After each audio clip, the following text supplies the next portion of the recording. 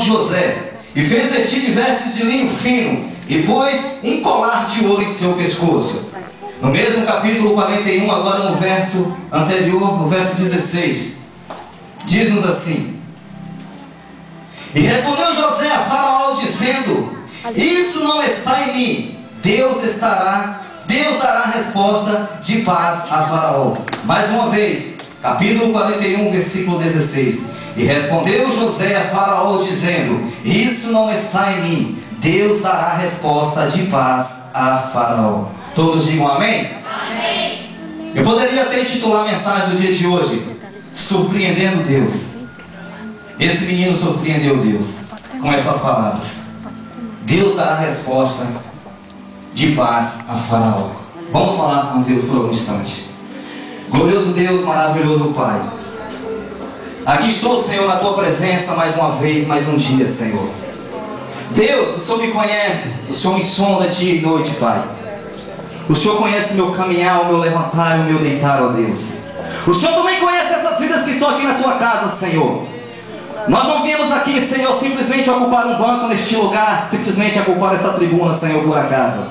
Nós viemos aqui porque nós carecemos, Senhor, da Tua presença em nossas vidas cada dia. Deus, o Senhor sabe de onde o Senhor me tiraste, meu Pai. O Senhor também sabe onde o Senhor me colocaste, ó Deus. Tudo que nós fizemos na Tua presença tem um propósito diante dos céus. Anagasubiandaramanai. Deus, venha falar com o Teu povo nesta noite, ó Pai. Que não seja a minha boca, mas sim a Tua, Pai. Tudo aquilo que vier sair da minha boca, Senhor, que possa entrar no coração de cada um dos Teus filhos nesta noite. E que eles possam entender o propósito do Senhor na vida de cada um deles, Senhor.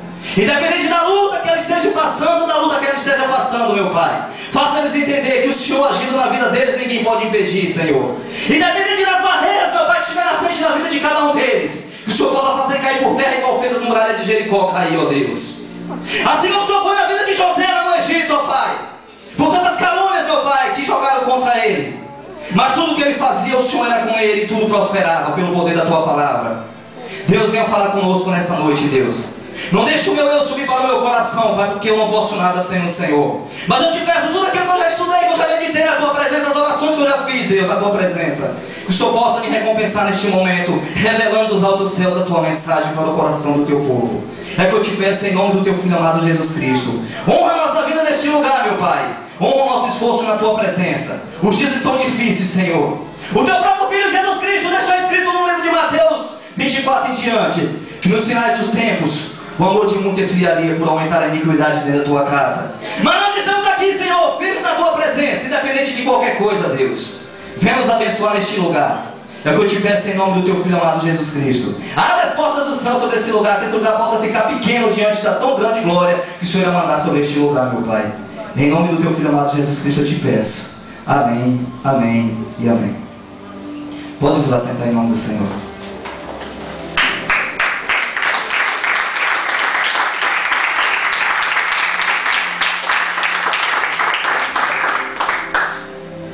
Amém?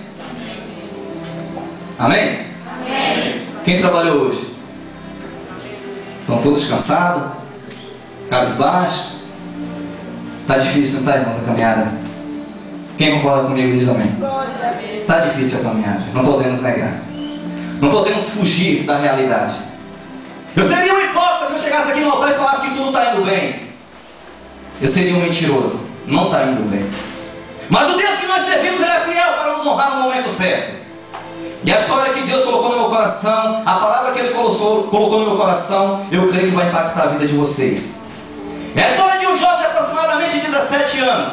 A Bíblia relata tudo o que aconteceu na vida dele antes de Deus o exaltar e colocar sobre um trono.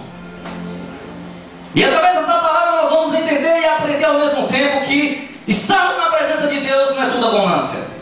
Não é sempre dar risadas. Se você for ler no livro de Coríntios, capítulo 11 em diante, vocês vão entender o propósito de Deus na vida do ser humano e o que nós temos que passar quando nós estamos na presença dele. O apóstolo São Paulo foi um deles. Ele diz que muitas das vezes ele foi afrontado, foi chicoteado, assim como o nosso mestre foi. Mas em nenhum momento ele abriu sua boca para reclamar. Em nenhum momento ele pensou em parar na sua caminhada, naquilo que Deus tinha trajetado na vida dele e projetado para que ele fizesse. Ele continuou firme, fiel na presença de Deus. Então nós temos que pegar exemplo na palavra para podermos seguir o mesmo exemplo. O apóstolo São Paulo falou: sejam meus imitadores como eu fui de Cristo. Nós não podemos parar na caminhada. Os tempos estão se findando. E ai daquele que se afasta da presença do Senhor. Se na presença de Deus está difícil, imagine fora da presença de Deus. A palavra diz que Deus é comparado como se fosse uma galinha. Não precisa ser dar risada, é verdade. A galinha, ela abre as suas asas e acolhe os seus pintinhos debaixo das suas asas e cuida deles. A palavra do Senhor compara Deus como se fosse uma galinha.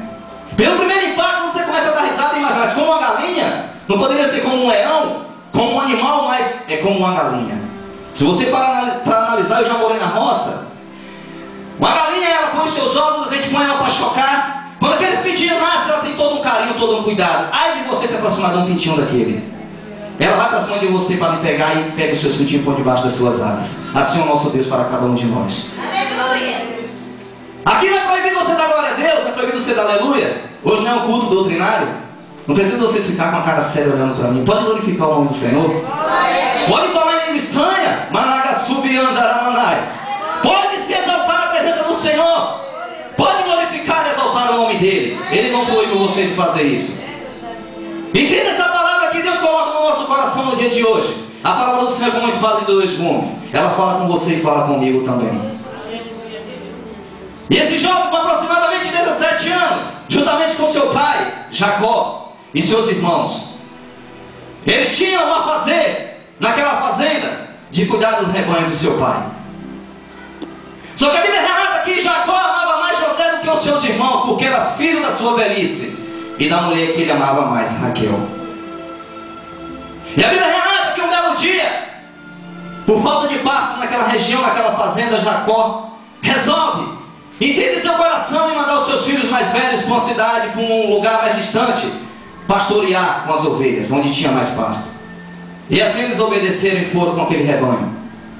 E a Bíblia relata que passaram-se muitos dias, e aqueles filhos não retornaram, não mandaram notícia, não avisaram como que estava o rebanho, nem mesmo eles.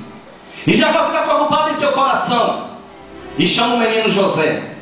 José, meu filho, faz favor, os seus filhos mais velhos, meus filhos mais velhos, seus irmãos, eu pedi para que eles fossem para um lugar mais distante pastorear com as ovelhas. Só que já passaram muitos dias e nenhum deles retornaram para me dar resposta e nem mandou noticiário nenhum para poder me dizer como que está a coisa por lá. Eu vou te pedir um favor neste momento. Vai até o encontro deles e procura saber como é que estão as coisas por lá. E a Bíblia relata que José foi até esse lugar para saber como que estavam ainda as coisas por lá. E a Bíblia relata que José preparou tudo um dia antes e foi dormir tranquilo, com o coração feliz, porque o verdadeiro filho é aquele que obedece aos seus pais. E José prepara tudo um dia antes para poder no dia seguinte trazer notícia para o seu pai e os seus irmãos, como que estava aquela rebanho de ovelhas e como estavam os seus irmãos. E José se prepara, no dia seguinte ele pega a estrada destino de Siquém. A Bíblia relata que os filhos de Jacó mais velho foram pastorear na região de Siquém. Era aproximadamente 112 ou 142 quilômetros onde eles estavam, em Arã, em Canaã. E José pega e leva aquele mantimento para os seus irmãos, ao mesmo tempo trazer notícia. Chegando lá, aproximadamente uns 200 metros, os seus irmãos vê a vista. E se vocês forem meditar essa palavra nos versículos antes que nós lemos, vocês sabem que José tivera 2 sonhos. E os sonhos que José teve foi sonhos de perturbar qualquer um. A Bíblia relata que José teve o primeiro sonho. Ele sonhava que estava no campo colhendo trigo com seus irmãos, e cada um deles fazia um feixe de trigo. E o feixe de trigo dos seus irmãos se curvava diante do feixe de trigo dele. E aquilo começou a impactar o coração dos seus irmãos, e eles começaram a ficar preocupados. E não ficou só nesse sonho, não. No dia seguinte, José tem mais outro sonho, mais alarmante do que o primeiro.